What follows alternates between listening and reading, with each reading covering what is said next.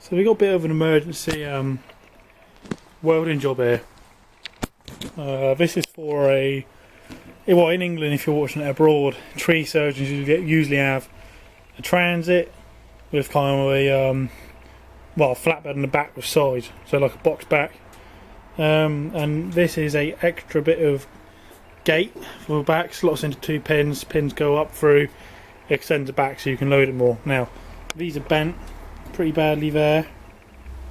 This one's snapped and bent here, and on the other side is not quite as bad. But what I do on that side, I'll match on this side. You can see like as the welds cracked. The welds haven't cracked, the metal around it's tore. So I think I'm going to drill these rivets out now. Bang this back into shape, and then weld her up, and I'll probably strengthen it. We'll see what I'll do. I'll get them off first and have a look. So the end's off, so we can actually see the extent of the damage.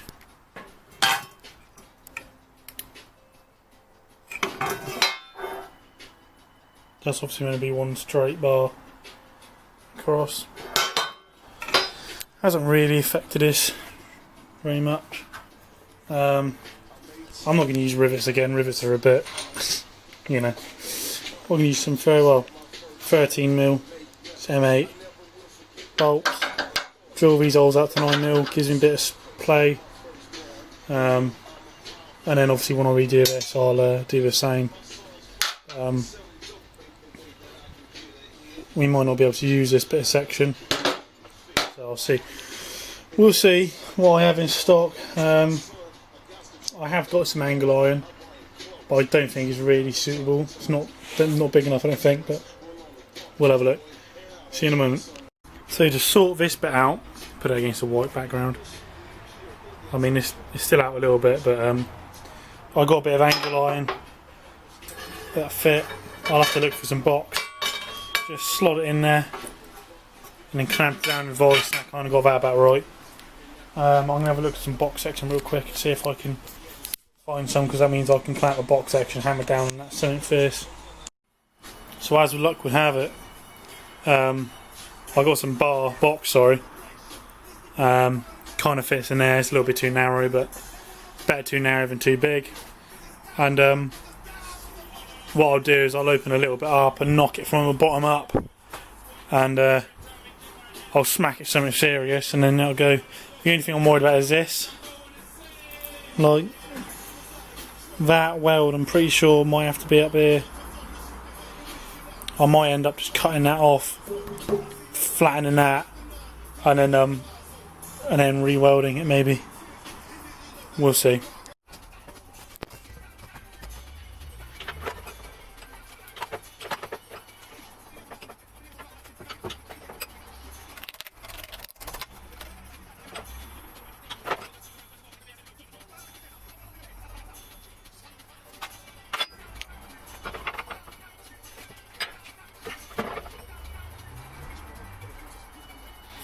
Well, that's annoying. I got to cut it off because it's cracked the weld. That's a split through. I can see daylight, so that's bloody annoying, I tell you that much. But so I'll end up cutting both these off. But strengthening that box out is good. I have to cut it because I don't really have anything in stock that would fit over this white flat section. So let's cut this off and see what we can do for him.